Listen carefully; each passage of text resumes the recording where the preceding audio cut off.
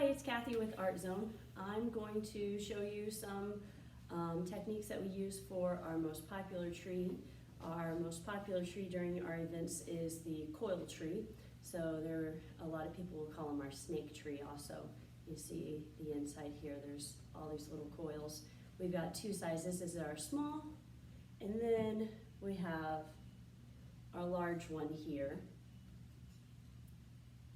So I'm going to show you a small one. But then we also have a few other kinds of trees, and I'll talk about them in some other videos. This one is one of our cut trees where we actually use scissors on it. And this is our star tree. It's created with star cookie cutters. So to start, we give our people a lump of clay and a cone. This cone will be their structure to build their coil tree on. I always tell them to take their lump of clay and take off chunks that will fit into the palm of their hand. If it's much bigger than that, when they start rolling out their snakes, they're just going to fall apart on them. So once they have a few chunks ready, then we'll take it and we'll start rolling it out.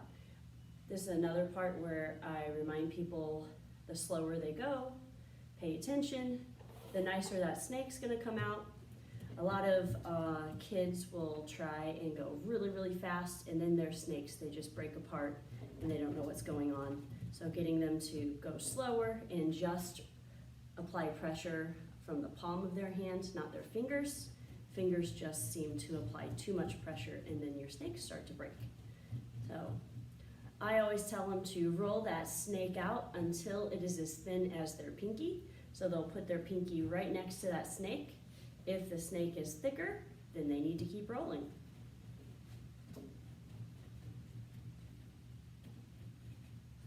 Once they have it rolled out,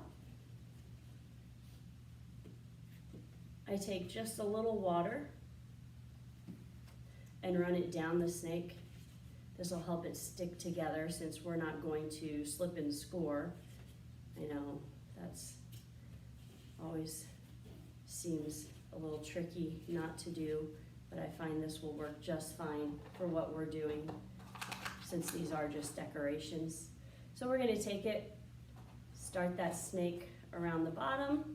I usually do the first snake on the cone for them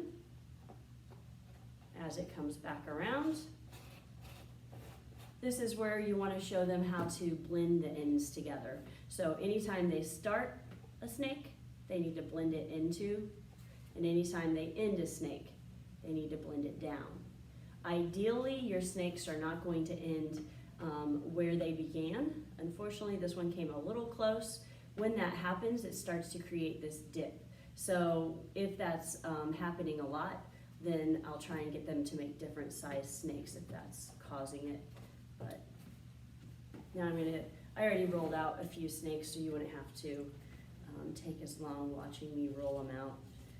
I do not encourage them to roll a bunch of snakes out one at a time, because if they roll a bunch of snakes out and they take too long, then their clay has dried, and when they start attaching it to this cone, it's going to crack on them.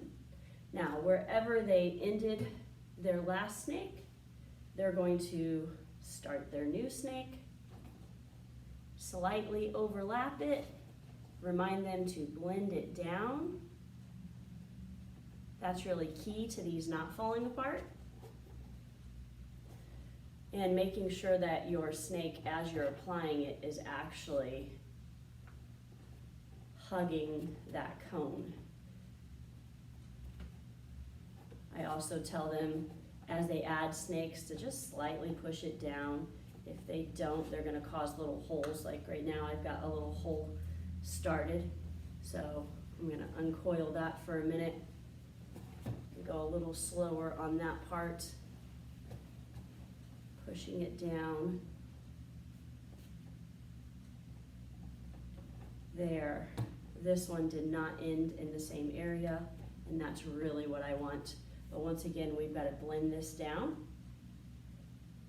If they're not blending their snakes together, when we take this cone out, their coil tree is just going to fall apart. We do have to take that cone out once they are done creating. So once they've added their star and ornaments, then we take the coil or the cone out before they glaze. If we leave that cone in and we don't realize that it's been left in, when clay dries, it shrinks. It shrinks anywhere from 20 to 30%. That cone isn't going to allow the clay to shrink, so overnight when I come back, this entire tree would just be in pieces because the clay tried to shrink and the cone didn't let it. So once again, pushing down, I'm going to move this one over some, there we go, blending it.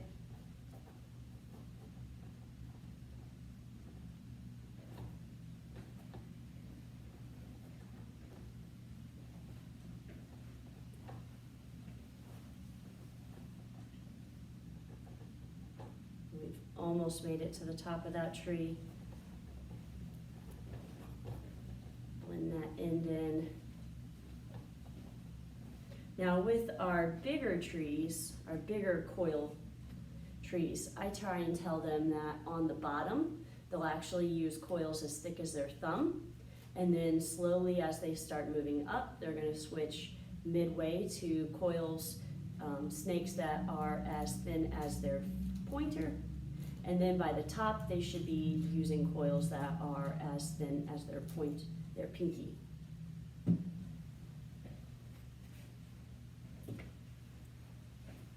Not going to need all of this snake.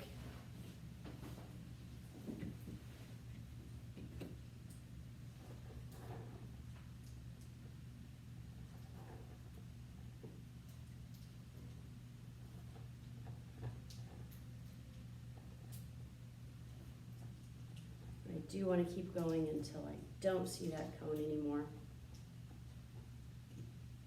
And then try and get it to end. And once again, blend it down. So that is your basic small coil tree. Then at this point, I would give them cookie cutters so that they could create their stars. If they wanted to be fancy and create different kinds of ornaments instead of just the round balls, they are more than welcome to. You see this person added some candy canes, and we do even have some cookie cutters that are small that would make some of these ornaments. At this point, you also want to talk to them about slip and score. A lot of times I say scratch to attach because it rhymes, it's easy for them to remember. So when they're ready to add an ornament on, they need to scratch up, and looks like I don't have my tools with me, but it's just a little stick. I can use my fingernail just fine. But you would want to scratch up the spot that that ornament's going, scratch up the back of the ornament, tap some water on it, and then kind of smear it on there. I like to try and show them how to blend around it. These round ornaments are the #1 thing that fall off. Round objects are really hard to attach to clay and get it to really stay. So they would decorate their tree, and then they would be ready for their final step, which is glazing. We do use stroke and coat. Stroke and coat is technically an underglaze, but when it fires, it does dry like a traditional glaze. So all of this is stroke and coat. It comes out shiny just like your traditional glazes would, even though it's an underglaze. The last tricky part is taking that cone out, and this is kind of where you hold your breath again. But I always kind of grab them upside down, make sure that you've really got the tip of that tree supported, try and let the star hang out. But if you grab that cone, give it a little bit of a bend and then twist, and you have to kind of go slow. Usually it comes right out unless they have somehow trapped the cone, which does happen, but usually I can blend them back together. At this point, I will blend some of the inside of the coils in one spot because that's where their name is going to go. So I'm just doing the inside, not the outside. We use alphabet noodles, yes, just like ramen noodles. They're your little alphabet noodles. So I tell them to find their name or their initials. Initials, of course, would be easier. Once they have their initials in the noodles, then they're going to take them and they're going to press them into that clay. They will completely leave them in the clay. Do not try and take them back out. These noodles will burn away in the kiln, and that's how we will be able to read their name. This is the first year on the trees that we've been able to use the noodles, so I'm excited to be able to read their names. Once all of this is done, they have their name in it, then we are ready for glazing. So we'll talk about some other trees at another time. Thank you.